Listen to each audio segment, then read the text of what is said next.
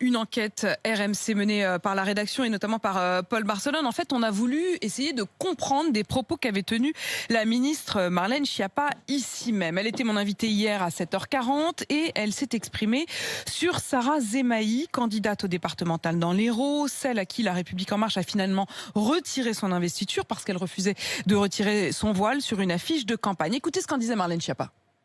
Il y a un sujet derrière de position portée par cette candidate, mais qui manifestement est proche des frères musulmans. Quelqu'un qui défend les frères musulmans ne peut pas défendre La République En Marche.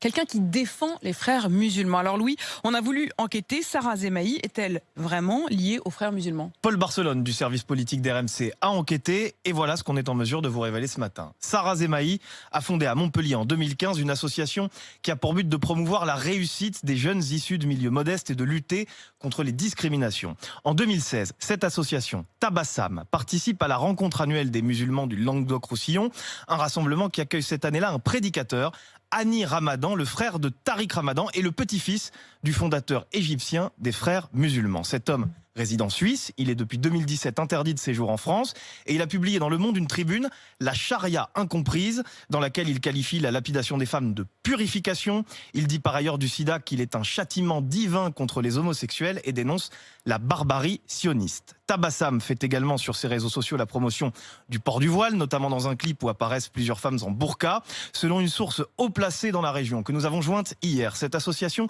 est dans le viseur des renseignements territoriaux, pas parce que tous ses membres sont radicalisés, nous précisons, mais parce que sous couvert de soutien scolaire, ils défendent les thèses des frères musulmans. Il s'agirait donc à minima de prosélytisme déguisé à la fois politique et religieux. Louis, vous nous faites également des révélations ce matin sur la tête de liste tout à fait officielle, la tête de liste départementale dans le canton de Montpellier. L'homme qui a recruté Sarah Zemaï, il s'appelle Mahfoud Ben Ali, un expert comptable, ancien militant socialiste, passé à La République En Marche en 2017, décrit par l'un de ses adversaires locaux comme peu recommandable. Selon nos informations RMC, il a participé en 2017 au financement d'une école hors contrat, installée dans des préfabriqués tout près de la grande mosquée du quartier de la Mosson à Montpellier.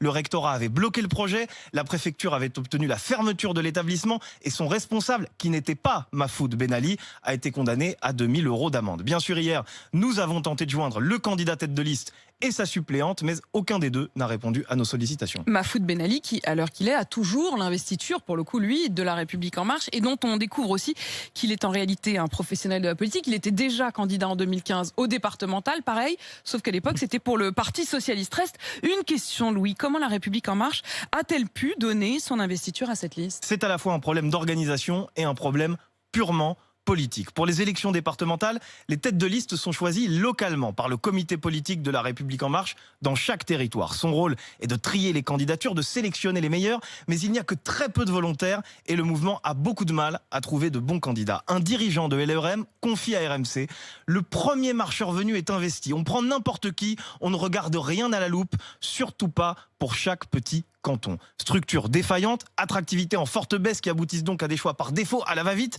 si bien que la direction parisienne de La République En Marche n'a été avertie que samedi dernier qu'une femme s'affichait voilée sur des documents de campagne.